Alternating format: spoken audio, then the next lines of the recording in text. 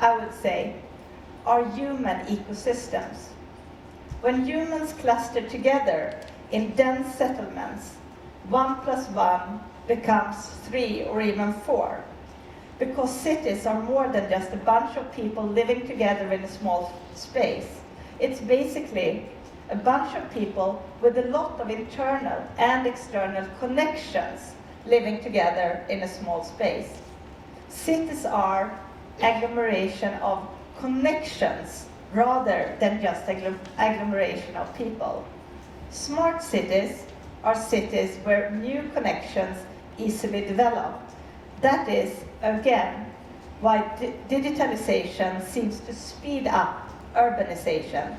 That is also why hyper-connected cities like Stockholm will play a large role and a larger role economically and politically in the years to come. I hope you will enjoy your stay in Stockholm. Thank you. Thank you very much, Maria. I'm a little disappointed that you didn't mention darkness as one of the factors driving Swedish innovation. That is true, and you mentioned that.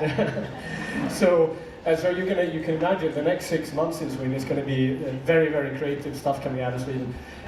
Part of that is the work coming out of the Ericsson Consumer Lab.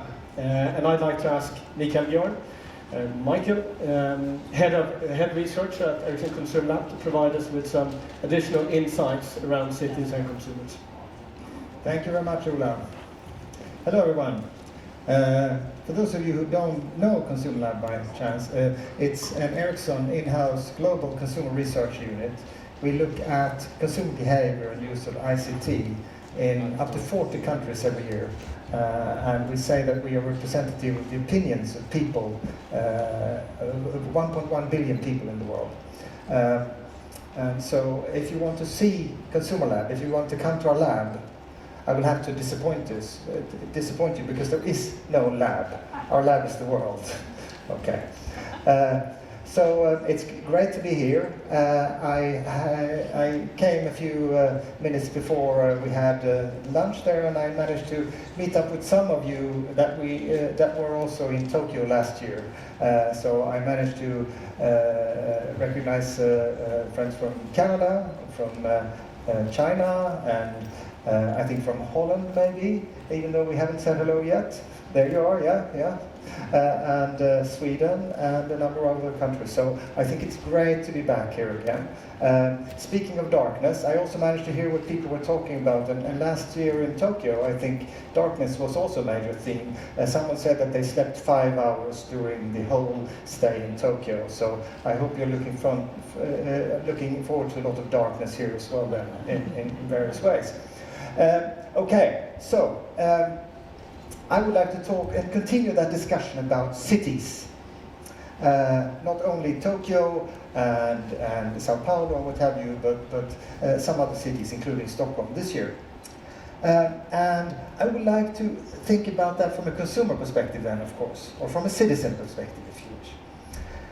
When we use internet, we use a lot of information. Have you thought about what we use that for?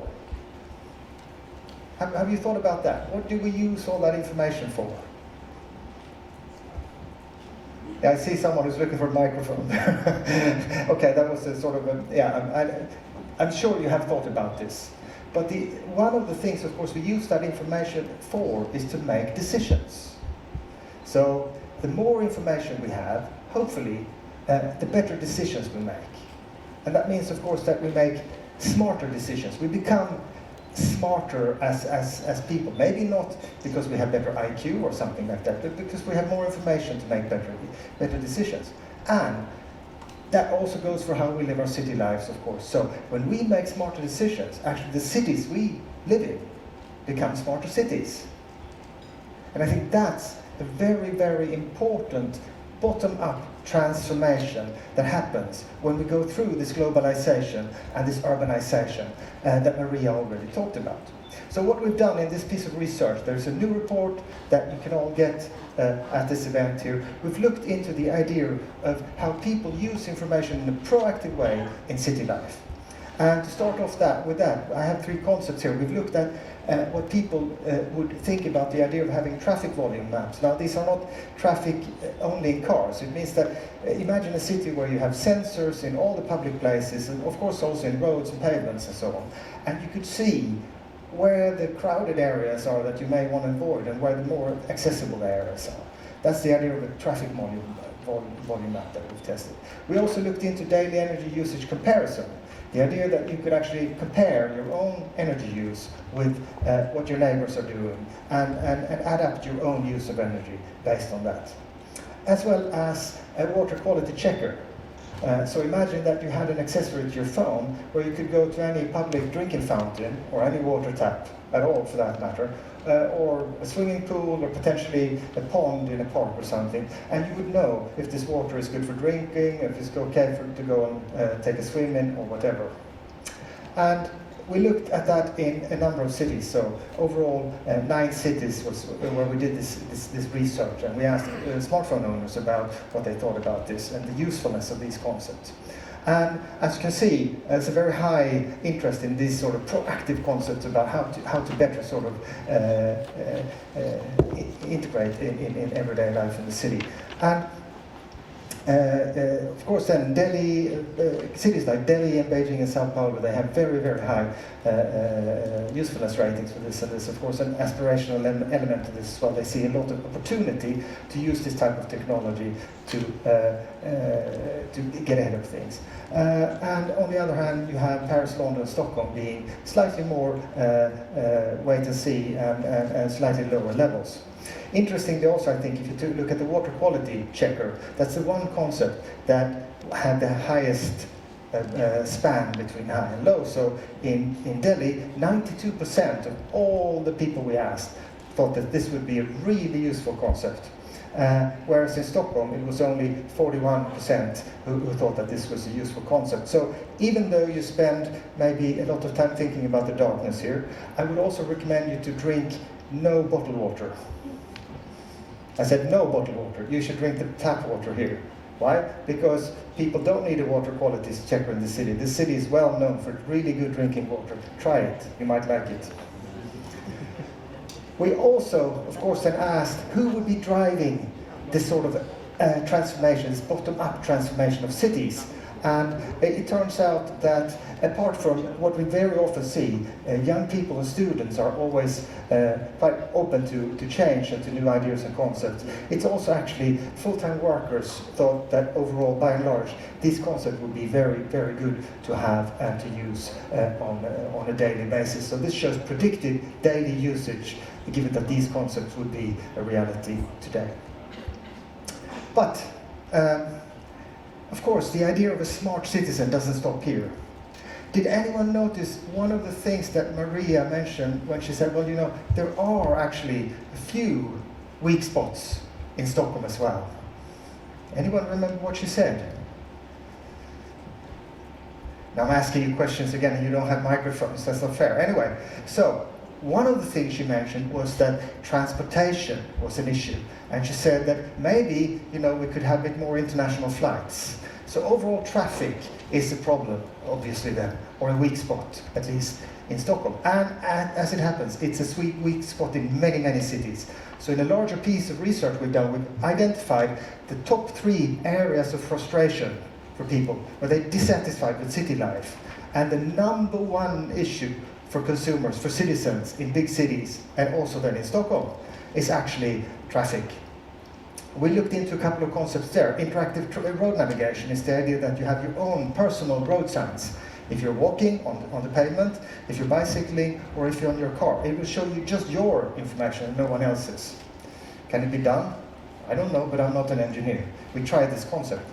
We also asked about social bike and car sharing. Now, this is a fairly much talked about concept, but we wanted to check that out as well. And finally, we looked at indoor directions, which is the idea that in public places, libraries, hospitals, government institutions, and so on, you can get indoor guidance as well.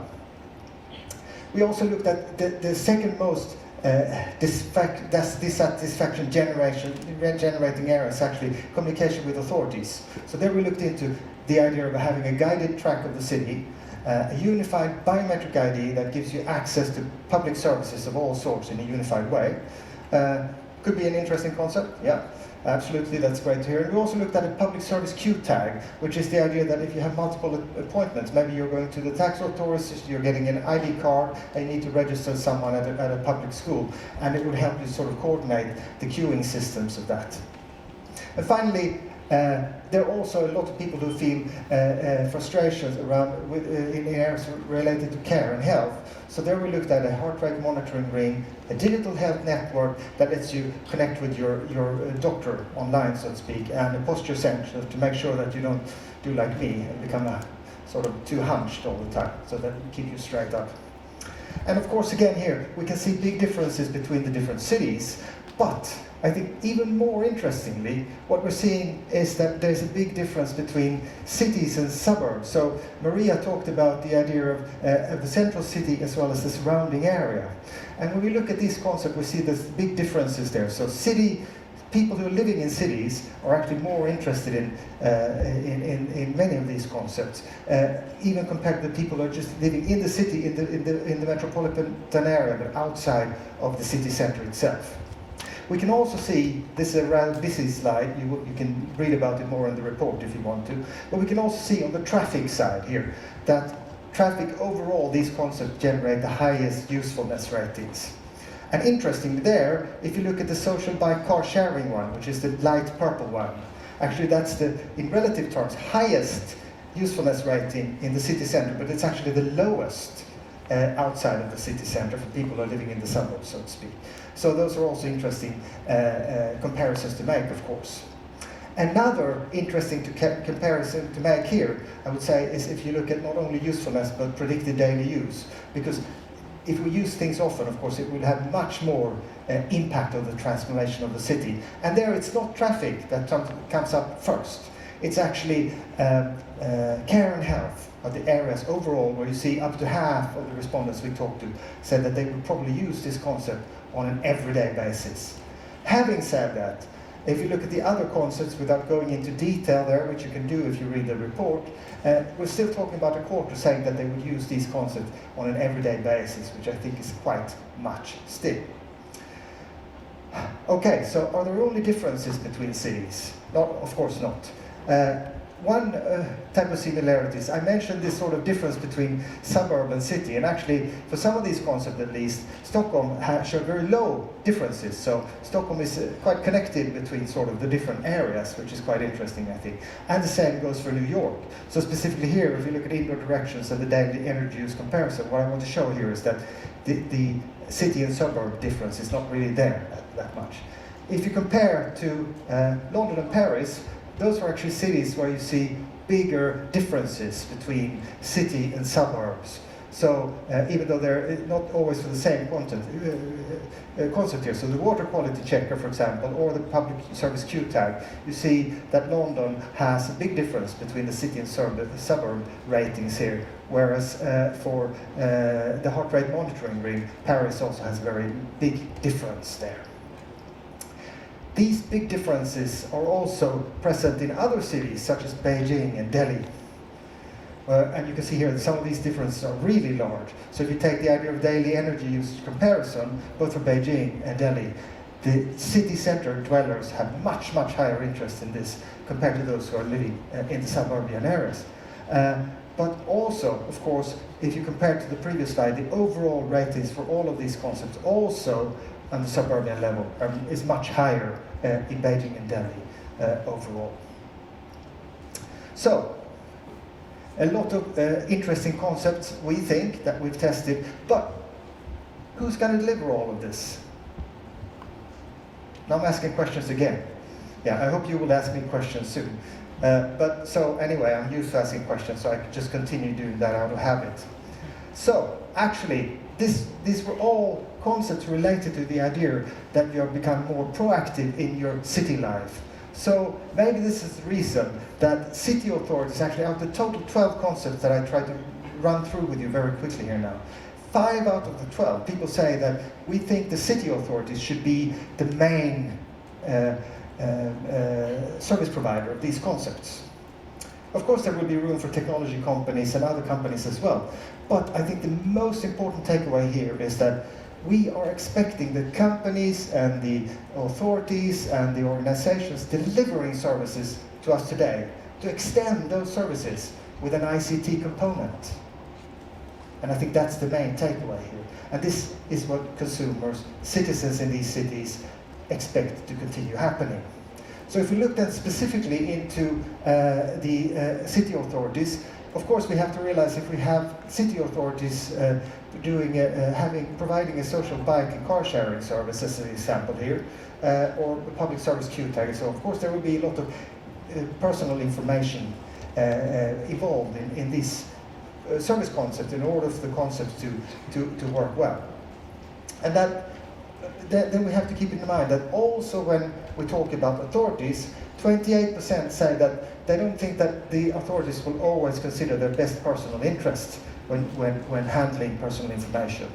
And on the other hand, we can also see that a full 66% say that they want to have full control over their information in such situations. And only 19% think it's okay for authorities to just forward that information on to any other type of player. Maybe these are obvious things for you, but I think it's important to keep in mind that this goes for all these players in the ICT industry. We have to be aware that personal information, seen from a consumer perspective, is of course an important thing to think about. So, to sum up then, the first question I kind of tried to ask you about was this idea of what we're doing with all of this information. So, when city dwellers use the internet, when we use the internet, actually we start making smarter, more informed decisions. And that makes the cities we live in smarter in their own right.